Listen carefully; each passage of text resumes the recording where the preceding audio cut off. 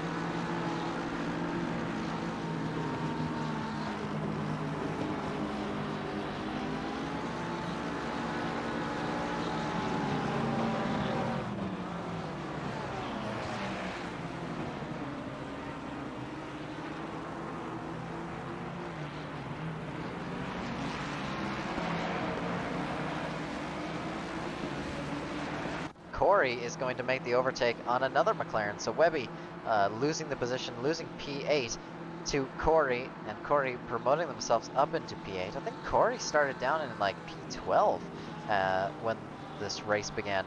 So they've done a wonderful job pushing forward. We can see here in a minute what drivers have gained what. And yeah, it is Correy going up 4 positions as now. That's Kelly up in front under threat from Correy. Correy looks for the move around the outside. Kelly did just make the overtake. I think Correy made a mistake while I wasn't paying any attention.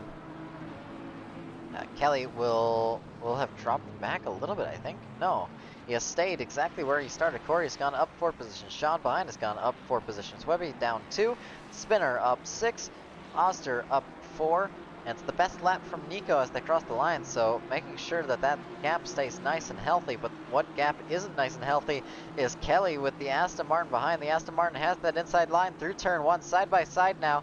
The Aston Martin nearly ahead as they go into the corner. It's going to be late braking from the Ferrari driver who just slots in front. It's almost contact between the two of them. Almost contact again as the Aston Martin goes over the curb. It's a bad exit for the Ferrari, and side by side still. Kelly tries to close the door, but the Aston Martin's there, so side by side yet again. And now down into turn 3, the Aston Martin has that outside line. It's going to turn to the inside for the next corner. Side by side, the Aston Martin going to back out just a little bit. Kelly late on the brakes. The BMW is going to dive down the inside, thinks better of it, and now onto the straightaway. It's Kelly under threat from the Aston Martin. The gap is incredibly close between the pair of them as they nearly made contact through the first little section. It's going to be very, very close down the main straight, and the Aston Martin is no doubt going to get a run. It's going to be Kelly having to defend. He's not going to get given any other choice, and he's going to get passed by the Aston Martin on the straightaway with no effort at all. So Kelly will have to slot back in behind, but we're only halfway down the straightaway. It's not over for the Ferrari driver just yet. He might get a run down the latter half of the straightaway. As now Kelly on the attacking and the Aston Martin on the defending foot. It's going to be a late dive from the Ferrari driver. No, the Ferrari slides just a little bit on that inside line, tries to stay close to the Aston Martin, make the move through turn 9, through turn 10. Very late on the brakes from the Ferrari driver, closing in. He's going to dive down the inside, side by side through turn 9, and it's a wonderful battle. The BMW under threat from Webby behind, and that's Kelly taking the position back from Correy. And now the BMW closing in on the pair, fighting in front. Almost contact between the BMW and the Aston Martin as the BMW just a little bit late on the brakes. Very, very close battling between all of the drivers here, and it's going to be Webby making a mega dive down the inside. And what a move as he takes away the position from the BMW of John with a wonderful block pass. Very, very confident under braking, especially through the hairpin corner. And that's going to be Webby with the phenomenal overtake. One of the best overtakes of the day, no doubt. Now it's Correy trying to make the move on Kelly yet again. Kelly wising up to the Aston Martin's plot and defending that inside line.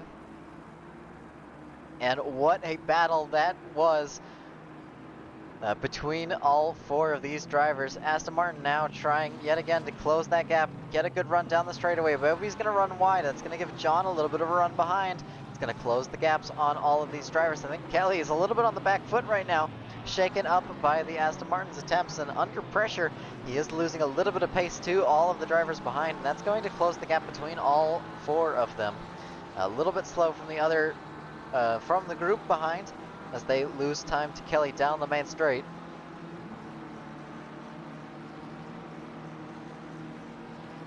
But what a battle that was. As now Correy with another launch down the straightaway. Kelly forced to defend yet again. Will he defend or will he go to the outside line? Both of them move at the same time. It's a little late from the Ferrari. It's a little late from the Aston Martin. No contact between the pair of them, but that does make for a little bit of a sketchy situation for the pair of drivers fighting tooth and nail for this position. And it's a four-car battle for P7 in this race. P7, of course, worth some great points for these drivers. These drivers will all want to score as much as possible for their championship fights. Correy, one of the new drivers to the league, will be trying to make a name for themselves, and make a name they have so far. It's a wonderful battle that we're bearing witness to. It's going to be a great launch from the Aston Martin again as Kelly runs just a little bit wide of the curb.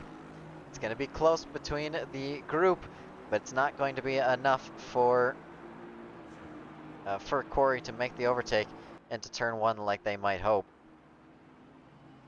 Just switching the audio here so you can hear Yuzubi if he does decide to talk. I forgot I had the Discord muted. But wow, what a battle. And that went on for 10 minutes of the race so far.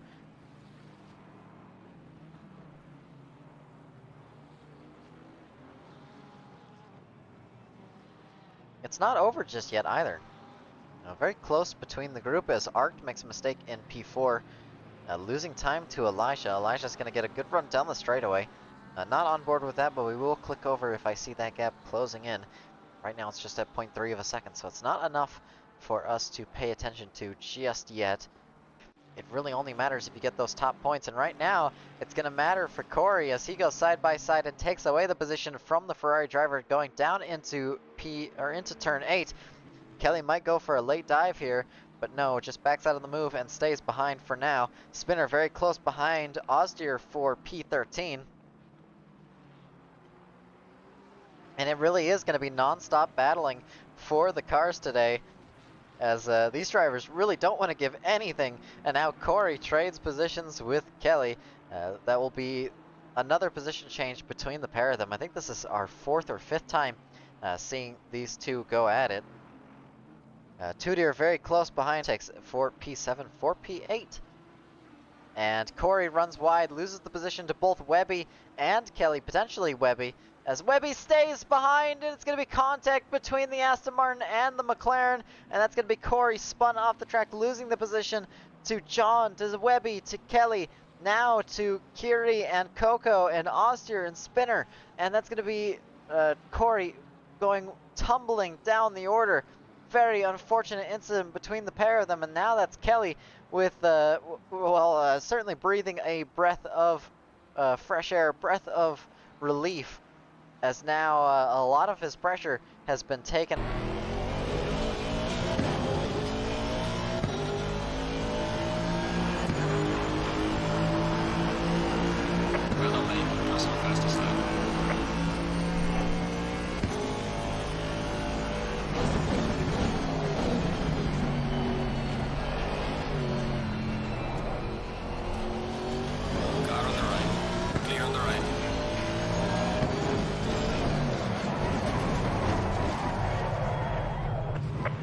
Light damage on the front of the car.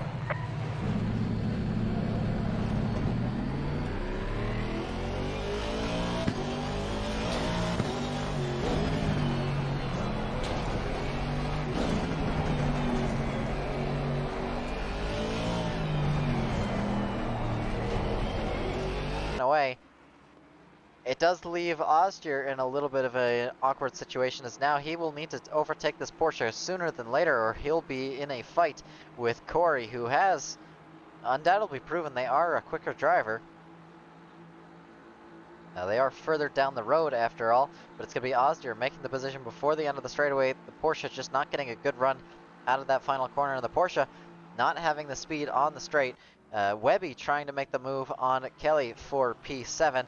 He will be antsy to get a move on, not knowing if he's going to get the penalty or not. And if Webby does get that penalty, he will need to set a sufficient gap to Kelly behind if he does want to hold on to that position and not just have it provisional. Spinner very, very close behind Ostier, with Correy closing in, and Correy closing in a second of lap time already in a single lap. So a second faster, you may well see Spinner give way, or at least not fight nearly as much with the Aston Martin, as the Aston Martin sticks their nose down the inside, gets a little bit squeamish, and backs out of the move. Tries to make a run down the main straightaway. It's going to be Spinner with a little bit of a squirrely exit with the Porsche, but it's going to be enough for him to set a gap. Of course, there's nothing wrong with being a little bit slippery on exit when you're driving a Porsche. When you're driving that rear-engine Porsche, you tend to slide a lot more than other drivers, and you tend to get away with it. It's a car that naturally inherits a slippery driving style. So I think there was contact between the pair of them there. It's going to be no penalty. Neither driver had any issue with it, but it's just showing how close Correy is willing to get, and Correy is certainly pushing right now to recover from their unfortunate circumstance. But not to be overlooked, you see that Ford just behind. That is Stuckerath, who's also on recovery drive. So we might see these two fight it out for this position. You'll see a big run from both the Aston Martin and the Ford, but you'll see the biggest run from the Aston Martin right now, as a phenomenal launch from the Porsche ahead, as the Ford is absolutely flying. I may or may not be corrected here. What a launch the Ford got down the straightaways. They're going to go side by side through turn 8. Not quite, as the Ford is forced to back out. Not side by side enough to make the move through turn 8, but now into turn 9. Ford tries to go for the inside, but the Aston Martin's going to close it off, and it's going to be Jake Spinner sticking their nose down the inside, trying to make the move on Julian, and Julian's going to be a little bit upset with this, because he's got a whole lot of places to be, and 14th place is not one of them. The championship contender fighting with all he's got to make his way forward through the field and lose as little time as possible. Correy is not going to make that job easy for him, though, and he's going to have to fight tooth and nail to get anything out of these back markers. It's going to be Spinner diving into the pit lane very, very early into the pit lane. 42 minutes left on the clock. That's only 20 minutes into the race. Yeah, it was an unfortunate start for Julian, losing out on the start of the race. He nearly overtook Nico, but he got himself a DT for jumping the start. Spinner has a DT for track limits. I don't know why my sheet doesn't tell me. Uh, I have a thing on the side of the screen that shows if drivers get a DT, but it doesn't update quick enough, which is unfortunate. It does make my life a lot more difficult. We'll see if Julian can get a run on the Aston Martin driver this time. Closer than they were last lap around 0.3 of a second, 0.2 of a second here in a minute. Might be 0.1 of a second. The Ford should get a wonderful launch. The Ford will only be in 5th gear on this track. It's the odd gearing of the Ford that makes it quite difficult on the straightaways. It could be a lot quicker than it would be if it was able to use 6th gear. It's going to be a very wide line from Julian trying to go around the outside. There's not going to be space for him as Correy follows the racing line. But Julian going to dive down the inside, taking the position through turn 9. And it's a great run from the Ford driver. Contact between the pair of them, as I think Correy just bumped into the back of Julian there. I think there was contact. At least it sure looked like contact. It's going to be no penalty issued for that. It's just a little bit of rubbing is racing, and no driver had any sort of consequence for that incident. Nico, how on earth do you type and drive at the same time? I think that's Nico in the chat at least. Do confirm, Dark Penguin. You are Nico, aren't you?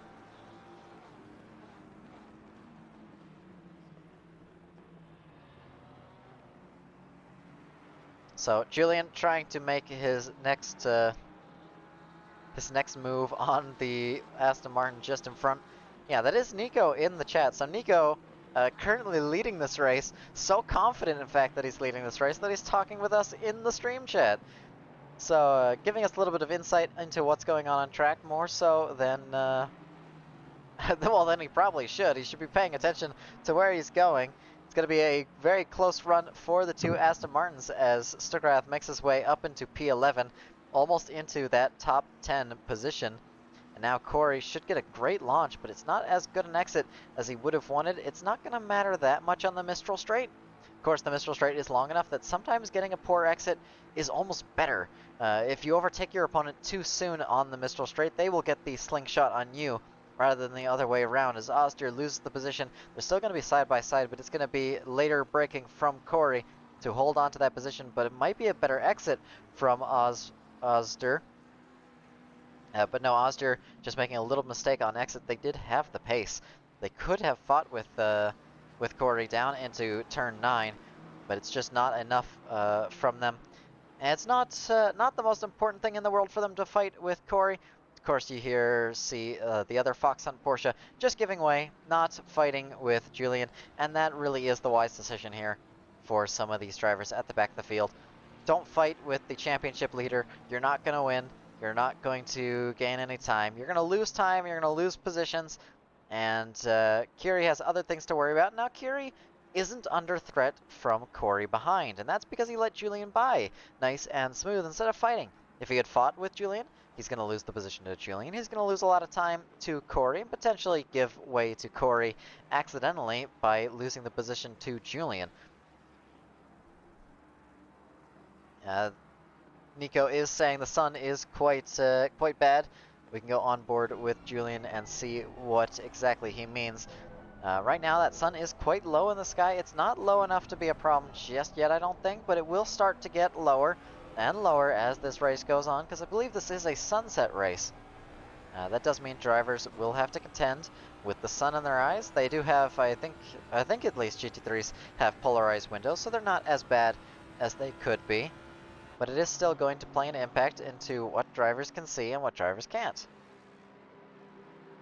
I'm pretty sure racing cars pretty much have sunglasses built into the window. That polarization does help. I think ACC over-exaggerates the sun just a little bit compared to what it would be in the actual car. But we're all for a little bit of stylization for a video game. Of course, ACC is a video game, but it is trying to be as close to real life as it can be, and it gets pretty close. As Correy does lose the position to the Aston Martin on the straightaway, rather expected from the straight lane speed difference between the pair of them. What we do expect to see is maybe a dive here from Correy, although Correy doesn't have entirely the most reason to fight with the Aston Martin just yet. Aston Martin, of course, is a driver still on a recovery drive, so Correy will know that they're supposed to be a little bit quicker, and Correy won't want to waste too much time fighting. And that's pretty much what we're going to see from the Fox Hunt Porsche as they stay behind and just abuse the slipstream much as possible. Correy's going to make the overtake on the BMW of John into turn 12, so I think a little bit of a dive down into the hairpin. It's going to be very close between them on exit down into turn 1. So it's not over just yet for the BMW driver, but he will have to stay behind just for a little bit, as he will not be able to make the move down into turn 1. I think we'll see the move here shortly. No, I think it was a mistake from John losing the position, because that's definitely not John's car. But that is John's car, so a livery loading improperly on our screen or something of that sort, because that's certainly not a well, not the same livery that we saw in the actual footage, but that is John's car. So you can see here he's in a blue BMW, but there he was in a completely different livery. So ACC doing something funny with the replays and trying its best to make our situation all the more confusing.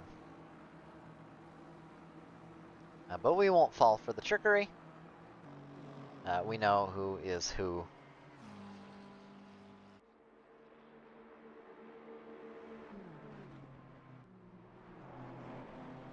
Lots of people in the chat for today. It's been quite the interesting race. I hope you've been staying with us for most of it. As Correy loses control of the car, as I just go talking about it being interesting, John's going to dive down the inside through turn 9, side by side, still a little bit of contact between the pair of them. That's going to send Correy just a little bit wide. No, good braking from the Aston Martin driver, holds them in front. Little bit of rubbing on the exit of the corner.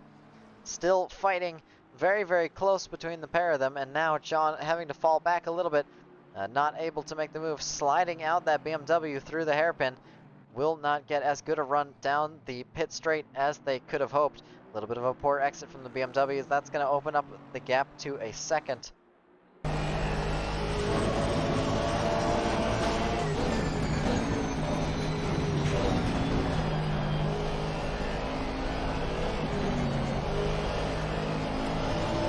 on the right. Clear on the right.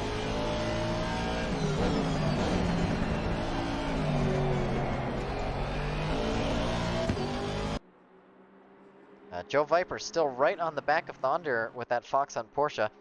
That battle for P18 is not over yet, and we're still keeping an eye on it, keeping our eyes peeled for what's going on back there.